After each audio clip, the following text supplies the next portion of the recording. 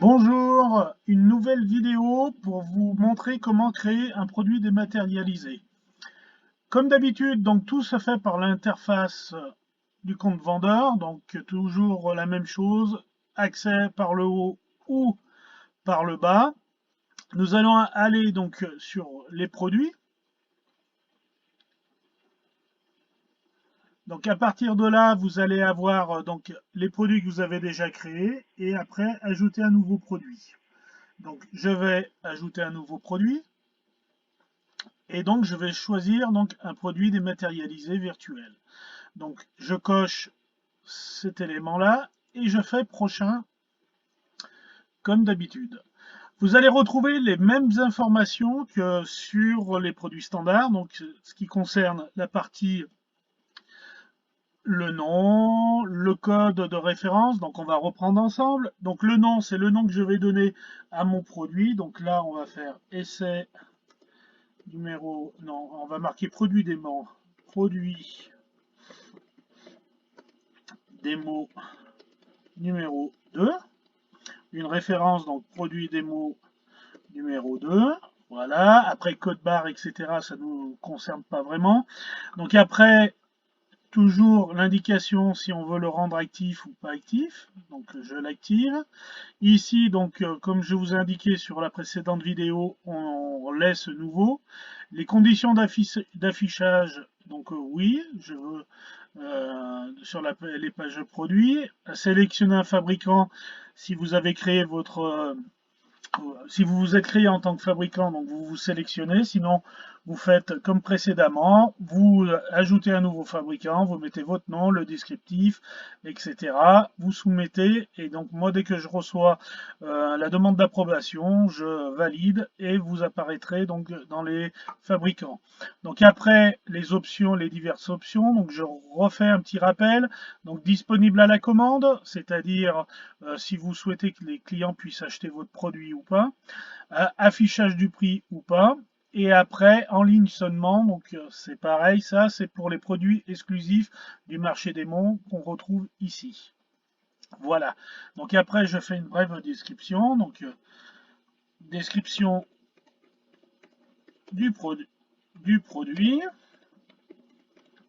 Voilà, après si je veux mettre un peu plus long, donc je remplis en marquant produits réalisés avec des produits ou des matériaux de récupération, etc., les dimensions, ce que vous souhaitez. Ici, vous allez retrouver la partie mots-clés, toujours pareil. Donc je mets chaque mot-clé avec une virgule, comme ceci. Donc produit, virgule, des mots, voilà. Donc une fois que j'ai fait ça, je vais aller sur la partie des prix. Donc les prix. Donc ici, vous allez retrouver les indications de prix. Donc prix en gros, vous en occupez pas. Vous allez vous occuper du prix hors taxe. Donc le prix hors taxe, vous indiquez par exemple je vends 10 euros. Vous indiquez si vous êtes assujetti à une TVA ou pas. Donc vous sélectionnez par exemple 20%. Du coup, le prix TTC se met en automatique par rapport au taux de TVA que vous avez indiqué. Donc, indiquez le hors taxe, le taux de TVA et ça se met en automatique. Ici, vous allez pouvoir appliquer une réduction si vous voulez faire une promo sur le produit que vous êtes en train de rentrer. Donc ici, si je laisse fixe, c'est en euros. Et si je pars en pourcentage, donc je vais sélectionner pourcentage en indiquant 10, 20, 30% en fonction de ce que vous voulez faire comme remise. Les remises peuvent être permanentes si vous indiquez pas de date. Si vous souhaitez une remise sur une durée définie, donc vous allez sélectionner à partir de quand vous souhaitez qu'elle démarre et à quel moment vous souhaitez qu'elle finisse. Donc à chaque fois, vous n'aurez rien à vous occuper. Les remises apparaîtront par rapport aux dates que vous avez indiquées et elles se déferont au moment où vous l'avez indiqué. Donc le prix redeviendra normal passé la date de fin. Voilà. Affiché en vente, donc c'est en promo en fait. Si vous voulez indiquer un petit onglet promo, vous cochez cette case et sur votre fiche produit, sur la photo, il y aura marqué donc promo. Après, donc le référencement, toujours la même chose. soit vous indiquez vous-même les choses que vous souhaitez voir apparaître, soit vous laissez par défaut ce qu'il indique. Vous voyez, moi j'ai marqué produit démo numéro 2, donc ici mon URL apparaît comme ceci, donc avec le numéro du produit et produit démo numéro 2, voilà. Donc à chaque fois, c'est uniquement le nom que vous voulez voir à la fin. Vous ne retapez pas HTTPS ou HTTP, etc. Hein. Vous mettez juste la partie ici que vous voulez voir apparaître. Une fois que vous avez fait ça, donc petit rappel, vous pouvez toujours pas mettre l'image la première fois, vous la mettez après. Donc après, vous allez aller sur les quantités, vous indiquez le nombre de produits que vous avez en stock. Vous choisissez lorsqu'il est en rupture si vous souhaitez ou pas garder par défaut refuser la commande ou pas. Si vous souhaitez que les gens puissent puissent commander, vous autorisez les commandes, sinon vous laissez par défaut. Après, donc, vous avez aussi la possibilité de pouvoir dire si c'est des lots, par exemple, des produits qui se vendent par deux ou autres, vous pouvez indiquer les quantités minimum d'achat. Donc ça, vous pouvez très bien mettre, j'ai 10 produits, mais ils se vendent par deux, donc je mets 2. Donc les clients, lorsqu'ils effectueront leur commande et mettront au panier, ils verront qu'ils peuvent obligatoirement c'est par deux. Voilà, donc ce qui veut dire que s'ils veulent plusieurs fois ce produit-là, ils seront, c'est par 2, 4, 6 et ainsi de suite. Vous pouvez aussi indiquer une date de disponibilité si le produit est en cours de fabrication, de réalisation, etc. Donc vous pouvez sélectionner toujours de la même manière une date à laquelle le produit sera disponible. Vous pouvez aussi personnaliser les textes affichés lorsqu'il est en stock. Par exemple, si c'est un produit que vous mettez en stock mais qui a un délai de fabrication, donc vous mettez délai de réalisation 7 à 10 jours, ce que vous voulez. Ou vous pouvez aussi indiquer les jours ou les dates à laquelle vous livrez le produit en click and collect. Comme ça, la personne, lorsqu'elle effectue l'achat de ce produit, sait que le produit sera disponible à telle date ou à telle autre date ou tel jour au niveau du click and collect. Ce qui veut dire que sur votre fiche vendeur, vous avez indiqué à quel moment vous mettez à dispo les produits. Quelqu'un, par exemple, là c'est le jeudi après-midi, quelqu'un qui va passer commande le vendredi saura que son produit sera disponible uniquement le jeudi suivant au niveau du click and collect. Voilà. Et idem pour lorsque vous autorisez les commandes quand c'est en rupture, vous pouvez personnaliser le texte. Voilà.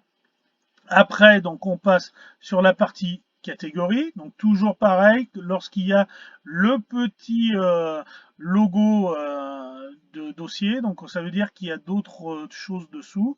Donc, je clique dessus et je vais aller sélectionner l'endroit où je souhaite mettre mon produit, par exemple, décoration, voilà, décoration murale, c'est une peinture, je veux que ça apparaisse au niveau décoration murale dans décoration et je veux que ça apparaisse en page d'accueil, donc je clique accueil. Rappel, donc la première catégorie que je vais sélectionner, c'est celle qui apparaîtra en défaut ici. Si jamais vous sélectionnez pas dans l'ordre que vous voulez, vous pouvez toujours à tout moment aller chercher la catégorie par défaut que vous souhaitez. Par principe, la catégorie par défaut est celle qui est le plus éloignée lorsqu'on déroule les catégories. Autre petit rappel, comme je vous disais, on peut cocher la page accueil. Donc, si vous cochez la page accueil, ça veut dire que votre produit apparaîtra en page d'accueil de manière aléatoire. Chaque vendeur apparaît de manière aléatoire en fonction des produits qu'il a mis, qu'il souhaite voir apparaître en page d'accueil. Ceci s'est rafraîchi toutes les heures, ce qui permet aux personnes qui viennent plusieurs fois dans la journée de jamais avoir les mêmes propositions de produits en page d'accueil. Voilà. Donc une fois que vous avez fait ça, vous pouvez enregistrer et rester. Donc une fois que c'est validé, vous allez entendre, il va y avoir un petit bip de mon côté qui veut dire qu'il y a un nouveau produit à valider.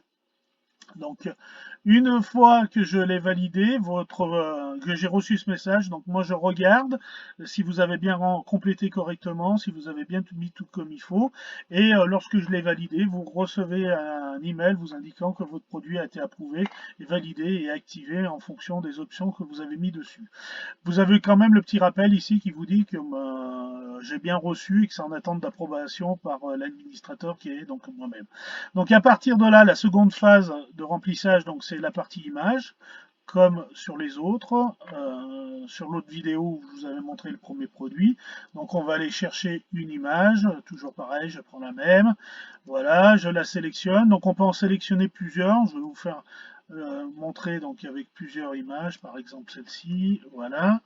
Et donc, vous allez avoir toutes les images que vous avez sélectionnées avec leur taille. C'est limité donc à 8 mégas, je rappelle, c'est important parce qu'après ça sature au niveau du serveur et surtout en fonction de vos connexions, de vos qualités de connexion, vous pouvez avoir des messages d'erreur qui arrivent si vous mettez des fichiers trop lourds. Donc faites attention à ne pas mettre des fichiers trop lourds au niveau des images, ça n'a pas vraiment une grande utilité de mettre des images de trop de qualité en toute franchise. Voilà, donc une fois que vous avez fait ça, vous faites télécharger. Et bien entendu, ah oui, j'ai une qui est pas au bon format, c'est celle-ci. Donc voilà, là c'est un bon exemple. Vous voyez les trois formats qui sont acceptés, c'est GIF, JPEG et PNG. Voilà, donc je mets télécharger. Mes images, une fois qu'elles sont téléchargées sur le serveur, apparaissent dans un menu déroulant. Donc je refais la manip. En fait, voilà, c'est un bon exemple d'erreur. Voilà, donc j'ai l'élément qui apparaît. Je fais télécharger. Voilà, donc j'ai mon image qui apparaît. Si vous avez plusieurs images, à chaque fois vous allez avoir les images qui vont apparaître dans l'ordre dans lequel elles ont été téléchargées sur le serveur et vous pouvez modifier leur position et choisir quelle image vous souhaitez en image de couverture sur la fiche produit. Si vous avez fait une fausse manip et que vous avez téléchargé une image qui n'est pas la bonne, vous avez toujours pareil la corbeille qui vous permet de la supprimer. Voilà. Donc une fois que j'ai fait ça, je peux aller sur les produits virtuels. Est-ce que mon produit virtuel est associé à un fichier ou pas? Donc la plupart du temps, ces créations de produits concernent plus des bons cadeaux, des choses comme ça. Donc il n'y a pas de produit de fiches à télécharger ou quoi que ce soit. Donc vous laissez sur non. Si vous avez des produits où il y a des éléments à télécharger, je vous invite à prendre contact avec moi pour m'expliquer exactement quel type de produit, quels sont les fichiers à télécharger. Excusez-moi, qui sont les fichiers à télécharger pour que je vous conseille et qu'on fasse les choses correctement. Donc moi, je vais laisser sur non. Vous pouvez bien entendu, comme précédemment, rajouter un fournisseur. Si vous êtes déjà présent, donc vous cliquez, vous allez vous chercher sur la liste. Si vous n'êtes pas encore présent, eh ben vous créez un nouveau fournisseur vous concernant, donc avec les différents éléments qui vous seront demandés. Donc j'ouvre de nouveau le nom, l'adresse, etc. Et vous faites soumettre, et moi je reçois comme d'habitude, et je valide. Voilà. Une fois que vous avez rempli tous ces éléments-là, donc vous pouvez sauver votre produit. Voilà, et donc votre produit apparaît, donc comme je vous avais indiqué précédemment, votre produit apparaît avec un ID, ça se fait en automatique, vous n'intervenez pas dessus et vous avez à chaque fois quel type de produit c'est, voilà le type, la catégorie par défaut, son prix et son statut par rapport à l'approbation au niveau de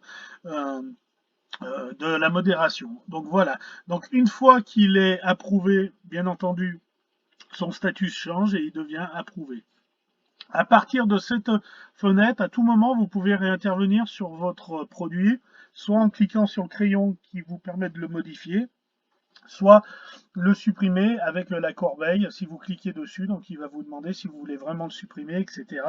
Et une petite astuce, vous avez le nom du produit et ici vous avez un bleuté, ce qui veut dire qu'il y a un lien. Donc lorsque vous cliquez dessus, ça vous ouvre la page du produit. Donc là, du fait que moi je ne l'ai pas activé, tant que je n'ai pas activé, donc ce n'est pas visible sur la boutique. Donc je vais maintenant l'activer pour vous montrer. Donc je vous demande juste une petite minute, le temps que je me connecte pour activer le produit. Voilà. Donc je fais la petite manip en direct. Voilà, liste d'homologation de produits. Je retrouve bien le produit. Je vais l'approuver. Voilà, je fais OK. Donc une fois que je l'ai approuvé, comme d'habitude, vous recevez l'email. Et quand vous avez reçu l'email, donc si vous rafraîchissez, donc il passe en statut approuvé. Et du coup, si je clique sur le lien bleu, à l'inverse de tout à l'heure, vous allez retrouver votre produit présent. Donc toujours pareil avec les différents éléments que vous avez renseignés. Toujours quel vendeur vend ce produit. Donc vous avez votre fiche qui apparaît là. Et à partir de là, donc les personnes peuvent effectivement visualiser le produit et passer commande. On voit bien que la quantité par défaut est de 2. Donc par exemple, si je clique dessus 3, je fais ajouter le produit, mais c'est pas possible. La quantité minimale pour pouvoir commander ce produit est de 2, donc ce qui veut dire que inévitablement je suis obligé d'en prendre 4. Voilà, donc je l'ajoute. Voilà, et donc il apparaît bien correctement avec les différents éléments. Voilà. Donc la vidéo est finie pour cette partie-là. La prochaine vidéo, donc ça sera pour vous présenter et vous expliquer comment créer un lot de produits avec un lot à partir de produits existants. Voilà. Je vous dis donc à la prochaine vidéo.